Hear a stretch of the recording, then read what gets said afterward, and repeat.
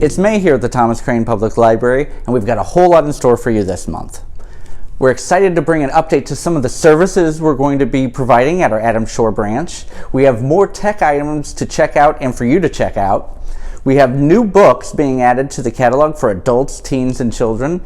There's plenty of upcoming events and programs, and we're going to do another look inside the library. But first, we're excited to have an interview with the newest member of the Thomas Crane Public Library staff, Christy Lockhart, our new Assistant Director. We hope you enjoy it.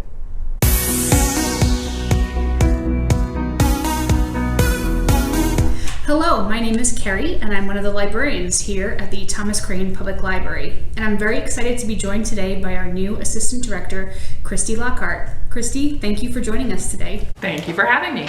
So we have a couple of questions to ask you just to get to know you and so that the public can get to know you. But what drew you to working at the library here in Quincy? Well, I've always loved the Thomas Crane Public Library. I think it's a library that's always doing a lot of very exciting things. I think the staff here is particularly amazing. There's a lot of exciting projects going on, and I was just really keen to get involved. Well, that's great. We're so excited to have you on board. Can you tell us a little bit about the path that you took to get here? Sure. So it was a bit of a long, meandering path. I'm originally from Toronto, Canada.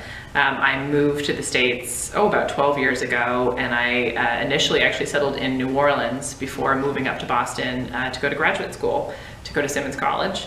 And then I've sort of worked all over. My first job was on the North Shore in Wakefield for the Lucius Beebe Memorial Library. And then I found myself down on the South Shore, and most recently I was the assistant director for the Weymouth Public Libraries, just a little down the road. Well, we are very happy to hear all the experience that you've had before coming to join us. But what are you most looking forward to your role here at Quincy? I would say I am definitely most excited about getting involved with adult programming, but also particularly with community outreach. I really want to get out and meet people. I want to meet people who are working for neighborhood organizations, and I really want to work on increasing our collaboration with those organizations. Well, can you tell us what is one fun fact about you that our patrons might like to know? So this is something a little interesting, which is that my husband and I actually have a plane, which sounds very exciting. It's not fancy. It's the kind of very, very tiny plane that a lot of people are very afraid to get into, and you have to climb in through the window. But I love it because getting to see the South Shore from an aerial view is one of my very favorite things, and it really makes me appreciate living here. Well, as someone who is terribly afraid of heights, I probably would not enjoy it as much as you do, but it also sounds really exciting, and it's a great way to get around the South Shore. Beat the Cape traffic. Yes, always. What is your favorite resource or service that we have here that you would like the community to know more about? So I was really excited when I got to the Thomas Crane Public Library to see all the non-traditional materials that are being circulated out of this building. So, they have puzzles for circulation. There are now Chromebooks and video conferencing kits that are available to check out with your library card. And that's just really exciting for me. There's all sorts of projects that people can do just by taking home that kind of equipment. So I'm excited to see how that particular collection is going to grow and what kinds of other materials are going to be available for checkout soon. Yeah, we're so excited about those video conferencing kits, and they really couldn't have come at a more opportune time with everything that's been going on in the last year. But aside from our collection, what can we catch you reading in your off time?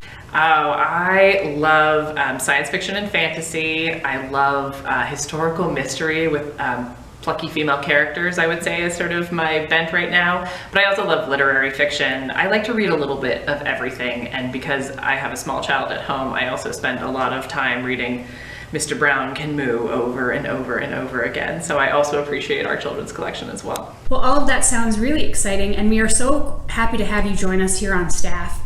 Thank you guys so much, and thank you, Christy, for taking the time to speak with us today. We hope that once the library is back open and patrons are able to come back inside, you guys are able to come in and see all of the great things that are going on here at the library and get to meet the newest addition to our staff. Thank you so much. While the main library continues to undergo a facilities project, we're excited to bring to you TCPL Express at our Adams Shore branch at 519 C Street. With TCPL Express, you're able to come to the library, browse our collection, pickup holds, user computers, or print. We're asking all patrons to limit their time in the library to 30 minutes, and the computers and printing are on a first-come, first-served basis. So please come on, check out what we have to offer, and look forward to more updates to our reopening in the future. As part of our Tech to Go here at the library, in addition to Chromebooks and our video conferencing kits, we're excited to bring ring lights and webcams for checkout as well. So the webcam that we have here is a standard webcam. It's going to come with a USB cord to connect it to your computer, and it does regular full HD 1080p. The ring light, you've seen maybe previously one of our smaller ring lights. This one's a little more advanced. It has a toggle here for turning on and off. You can have different color tones if you want to change the way you appear on the screen, and different brightness levels as well. This can be plugged in with a USB to a camera, or you can use this adapter to plug it into the wall. It also comes with this nice little fob that toggles between an Apple phone or an Android phone, and that'll let you allow you to take pictures with your phone if you connect it through Bluetooth. The ring light will come in a case like this. You'll be able to check this out at our to-go desk. Same thing with the camera. It comes in a pouch like this, and once you check it out at the to-go desk, then please return it there as well during our to-go hours. So these are available for checkout for 3 days to Quincy residents only, age 18 and older, that are in good standing. And you can search our catalog for either ring light or webcam to find it and place a hold that way, or give us a call at 617-376-1300, extension 3. What's new on the shelves for May?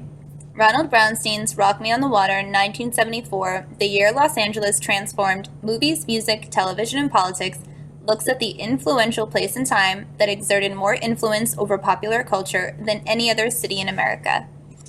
In the golden age of men and radio, 4 women saw an opportunity to carve their own paths and redefine how we watch TV today in Jennifer Armstrong's nonfiction work, When Women Invented Television, the untold story of the female powerhouses who pioneered the way we watch today. A New York Times bestseller and a Good Morning America book club pick, Kazuo Ishiguro shares the observations of the world outside of an artificial friend in Clara and the Sun. For teens, follow the mystery of the murder of senior Emma Baines and the 3 classmate suspects, a party boy, the head cheerleader, and the valedictorian, in Clara Eliza Bartlett's feminist thriller. The Knockout by S.A. Patel follows rising Muay Thai star 17-year-old Karina Tucker and her battle with societal, familial, and cultural expectations as she fights her way to a spot on the Olympic team. From Angie Thomas, the author of The Hate You Give, Concrete Rose takes place in Garden Heights 17 years prior to the events in her debut novel. At just 17 years old, Maverick Carter is faced with finding himself amid gang life, relationships, and fatherhood.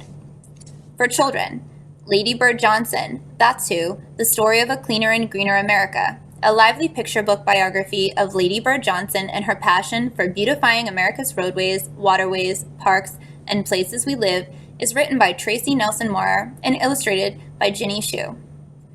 Read stories of incredible kids who inspire change in the way we think about plastic in Susan Hood's The Last Straw, Kids vs. Plastics.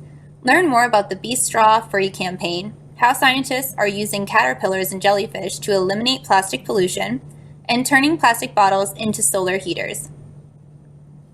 In Ruth Spiro's Maxine and the Greatest Garden Ever, Maxine and Leo know they have created the greatest garden ever, but have to learn the give and take of friendship when they can't decide on the best way to keep animals from eating their vegetables and knocking over their garden pots.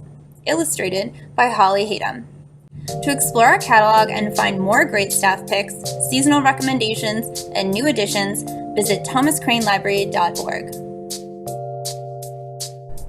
Another month is here, and we have a slate of interesting and engaging programming for you here at the library. Check out some of the highlights from May. Tuesday, May 11th at 7 p.m. Be outdoors with the Appalachian Mountain Club. Join the Appalachian Mountain Club's Bill Cannon and Sue Svelness as they introduce you to a wonderful world of hiking. From a gentle stroll through the woods to a challenging workout with lots of hills, there are so many ways to enjoy nature and so many great places to begin close to home. For teens, on Monday, May 3rd 10th, and 17th at 3:30 p.m., it's Mindfulness Mondays. In honor of Mental Health Awareness Month, we will be teaching some mindfulness tips and techniques to help cope with stress and anxiety. To participate, follow us on Instagram at teens@TCPL. On Tuesday, May 18th at 3:30 p.m., join us for this month's Book Buzz, where we are discussing YA mystery books. This event will be hosted on Holbrook Public Library's Instagram account at HolbrookLIBMA, so make sure to join us there. In children's, Friday, May 7th and 14th at 10 a.m., it's Music and Movement with Ruby. Ruby brings her popular preschool program to us virtually, so put on your favorite dancing shoes, clear some floor space, and join us for this lively mix of music and movement. Please have a stuffed animal scarf and something to drum on, a pot, a bowl, a box, and wooden spoons or silverware for drumsticks, handy to use during our program. This program is especially good for children ages 0 to 4, but anyone who needs a dance break will have a lot of fun.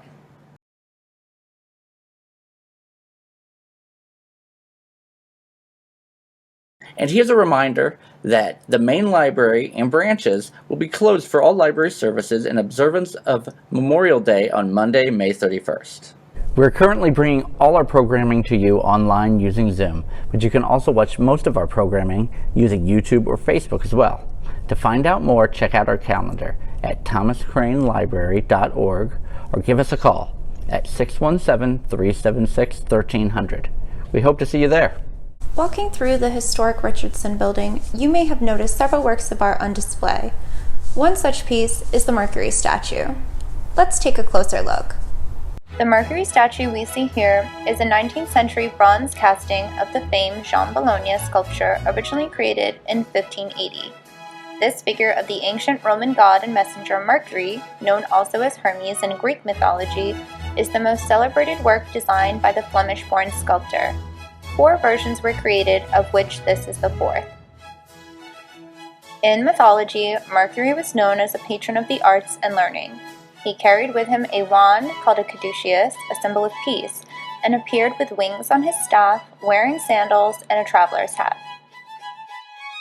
The casting by Ferdinand Barbedienne Foundry captures the detail of Mercury, who appears to be elevated by a puff of air blown out by a cherub, whose face appears beneath the messenger's foot. This cherub's face is believed to be that of Zephyr, the wind god. The renowned Barbedienne Foundry, which began in Paris in 1838, worked with machines of their invention that mechanically reduced statues and produced bronze reproductions of antique sculpture of Greek and Roman origin. Barbedienne strove for perfection in his castings and was highly competitive in the industry. That's it for this month. If you have any questions about what we've covered in this program today, give us a call at 617-376-1300, and we'll look forward to seeing you next month.